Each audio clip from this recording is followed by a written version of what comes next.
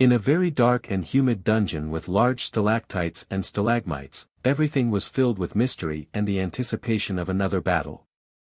The group of warriors could barely move as their unit had already lost a significant number of fighters. The mages illuminated the passage and they moved forward, step by step, toward their main destination. Exhausted from his wounds, one of the warriors fell again and lost consciousness.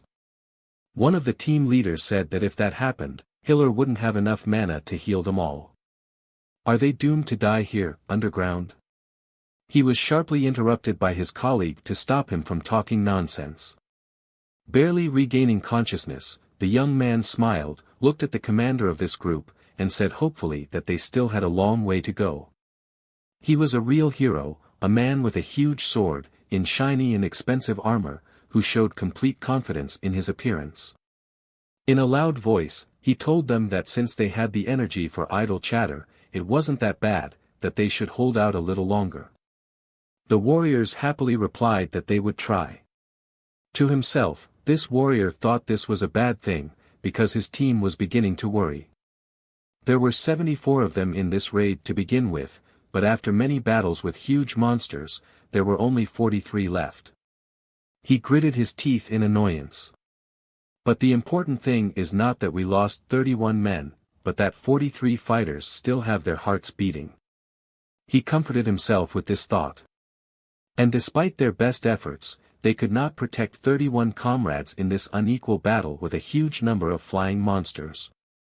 But they were ready for it, because they were in one of the 7 dungeons of the Great Evil. It was one of the most important caves in all of humanity. Brightly colored flying orbs of magic illuminated the warrior's path. The young man looked up to survey the vast expanse of the dark dungeon called the Primordial Core.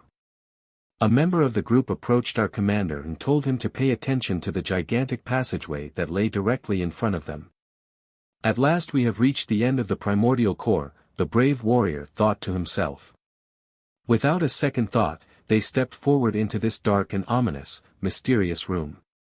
The end of the adventure, after all the sacrifices, is a place that holds an unimaginable amount of treasure. Maybe even along with 36 masterpieces of the greatest works created by mankind. Besides, the boss lives here, so everyone has to be careful. And in the next second, the leader of the group grabbed his sword. He shouted loudly to the rest of the team to line up in battle order and take their positions. The mages had to light the area, visibility was needed. Everyone froze and not a sound was heard. The noise stopped. At this time, the mages created more glowing orbs to increase their range of vision. Everyone must be on their guard. There had never been so much light in this dark room, so they had a good view of everything that was going on here. But in the next second, something amazingly terrifying happened. The huge monster opened its eyes. And they were the eyes of the beast, which glowed brightly from the unusually large amount of light, showing with its entire appearance that it was simply gigantic in size. At what he saw, our knight's eyes widened with fear, and a cold sweat ran down his back. In the next second, he saw countless sharp fangs of this huge monster opening its mouth. No one could even move, everyone stood like a stiff-necked man. Suddenly, someone shouted, "Run, he can't be killed." And now we are transported to another place, where a skeleton in armor communicates with his friend like a true psychologist. A bunch of humans came in while you were sleeping, but despite your fatigue, you fought them honorably, he told someone. Did I hear you right? The giant replied, yes, you did. It was the same monster that had frightened all of our team members, causing them to run away. Compared to this insignificant skeleton, a huge creature lay proudly on the ground with its paws spread apart. This amazing creature said that both humans and his own body were against him. He asked his friend to calm down and take it easy, but he didn't even think about stopping. How could he calm down after such a prank? After all, this creature is the dungeon boss. And when all those people came, he was asleep, but he had to be on his guard, not wait for them to come right at him. And all he had the sense to do was just yawn at them. Is this really how it's supposed to be? Skeleton wondered. You lack basic discipline. He began to shout loudly, and his voice was very stern. Discipline, you know. Then he turned aside and looked at the girl to get her opinion on the situation. Slowly raising her eyes, she softly said that this creature was able to stun people just by yawning. The girl was once again amazed by the majesty of this huge monster. She came closer, and even from a distance, this skeleton could tell that she was crazy about this creature. She's completely in love with him. Very frustrated, our skeleton sat down on a chair and realized that it was time to get over it. Then, with sadness in his eyes, he declared that this dungeon was over. The huge monster reassured him. He asked him not to worry so much, because the extra nerves could make his health deteriorate. One of the 7 dungeons of great evil that humanity has no hope of conquering is the primordial core. Most dungeon raids end with humans winning. The position that monsters should always be ready to block humans who can attack at any moment is completely unfair. In the end, it is the dungeons that become weaker as the war goes on. However, in a world where countless dungeons are being conquered and appearing, it is only natural that there will be an exception that cannot be conquered.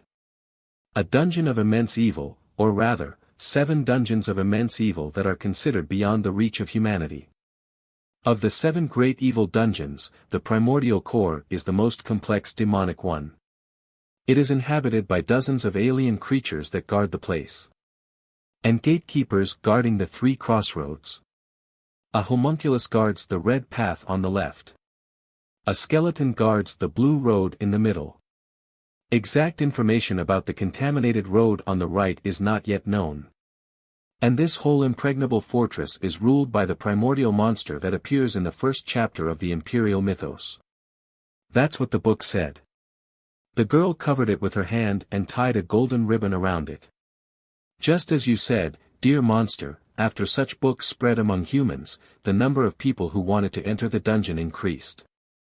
She was crouching in her beautiful maid's dress, holding a book in both hands.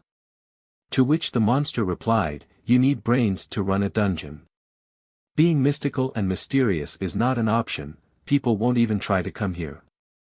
The giant monster rejoiced like a little child who had just been read an interesting fairy tale. He went on to say that we should tell a little bit of the truth so that people would think, we know exactly how things work there. So as soon as they saw a little book describing the laws of the dungeon, albeit half-fictional, they rushed to it like moths to a flame. After some thought, he continued, I didn't expect such a crowd, there were quite a few this time.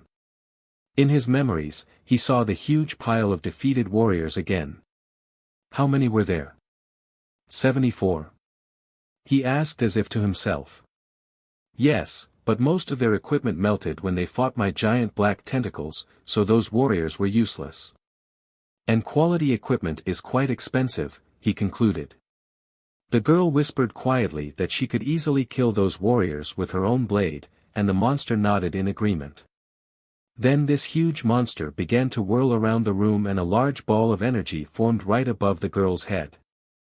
In the next second, its hands gradually appeared and it took on a humanoid form. As if coming down from on high, he placed his right hand on the girl's head and gently stroked her, reassuring her that she could take care of herself. She was very pleased to receive such attention from the dungeon boss, and she blushed with embarrassment. But suddenly they were interrupted by a death knight who declared that this was not a conference and that they should stop having fun. He had no way of knowing why they were still partying as if nothing had happened. He grinned at them and jokingly said that they were such a cute couple that he might soon have cavities. And that not only would his teeth rot, but also his head. Then he asked his boss to change his body properly and do it normally because he had just caressed a girl's head with his 6-fingered hand. The young man stared in surprise at the hand with more fingers. Indeed, there were 6 of them. Nothing gave him away as a dungeon boss. He was a well-built young man in civilian clothes. Knight continued to compliment him, saying that the boss was making progress. Last time, the sight of 40 teeth had given him goosebumps. When he smiled brightly and said the transformation had been successful. This annoyed the girl, who told the skeleton that the sound of his chin rattling was too loud. He was taking the boss's attention away from himself. The skeleton thought that he should get rid of his position as dungeon gatekeeper as soon as possible. Afterwards, they had a small meeting and discussed current affairs as if they were sitting in an office. Joyfully, the blade-wielding maid reported that finally, people were starting to cross the right-of-way. Of course, everyone knew that. The problem was that Mr. 116 Black Tentacles was badly injured. The wounds looked quite critical. The young man, who had been a monster not long ago, replied that there was no need to worry too much because the regeneration of tentacles was much faster than they thought. He said we'll have to wait a while, and if things don't improve, we'll find a replacement gatekeeper. The skeleton shouted that if he was going to look for a replacement, he should look for two at once. He wants to resign. What are you talking about? You have a contract for life, the young man said in surprise. Anyway, from now on, the people's path would only be the right one, he said confidently. Everyone listened intently to their boss. The skeleton added that people might already be forming new teams. The girl added that these days, people use communication magic like telepathy quite extensively, so the information that there was a chance on the right polluted path might have already spread.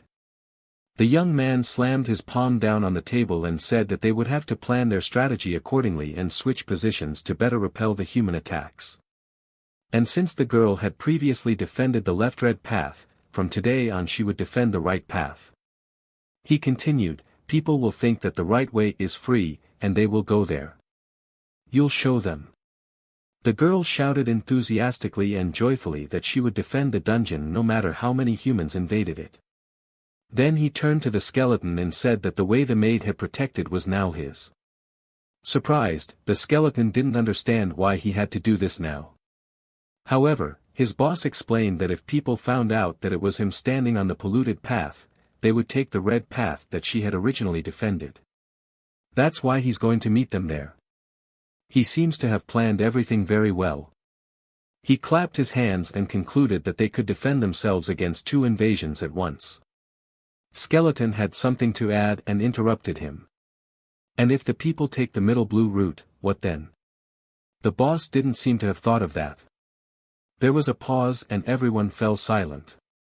With a caustic smile, he said quietly that people would then have a chance to have a date with him. The skeleton lowered his head and said quietly that this was a sloppy strategy. However, the girl did not share his words and was pleased with her boss' strategy. She continued to lead the meeting. Now that they had dealt with the more pressing matters, the only thing left to decide was what to do with the sword. The young man, already quite tired, asked her again what sword she was talking about. It seems that the guys who broke into their dungeon last time were quite strong, since they carried such a sword. Everyone was curious to know what kind of sword it was. Here it is, the skeleton said cheerfully, holding the hilt of this huge sword with his bony hand. It is one of the 36 masterpieces. It is very popular among people. It was a perfectly formed blade, very sharp. And the steel shone very brightly in the light, reflecting the dazzling light. There are also masterpieces that are not weapons. All in all, this sword seems to be the 14th sword among them. And it's called something like Tanabello. The skeleton finished his story. Leaning back in his chair, the young man scratched his head and remembered that he had heard about something similar before. I believe there were similar swords in the dungeon. He added that this girl's blade was also one of the 36 masterpieces. She was holding this beautiful horseshoe-shaped knife in her hand. Then the boss added that he thought people were starting to walk around with pretty good weapons. What will they do now? The knight figured that if they gave this sword to the fighters at the entrance, the men could overpower the guards and take the sword for themselves. And then they'll be in trouble. So it's probably best to leave it here in this place. The young man then asked the skeleton if he was wielding a sword. Maybe he wants to take it for himself. He said that since the boss insisted, he would take the sword for himself. Even though it was all he'd been waiting for. This is the dungeon, this is the primordial core. It's the home of a terrifying blade-wielding homunculus maiden. A death knight who exudes the energy of destruction. And a giant ancient monster. The young man was barely on his feet. So he lay down on the table, showing that he was already tired of this meeting. He added that since the skeleton had gotten the sword, he could tear up the letter of resignation. Because he hid it between his ribs, and the boss knows it. It was a great team. A trio of interesting characters. A determined maid with a blade. The sole conscience of the dungeon in the form of a doom-bringing skeleton. A master of criticizing the boss. And the epitome of laziness, an ancient monster.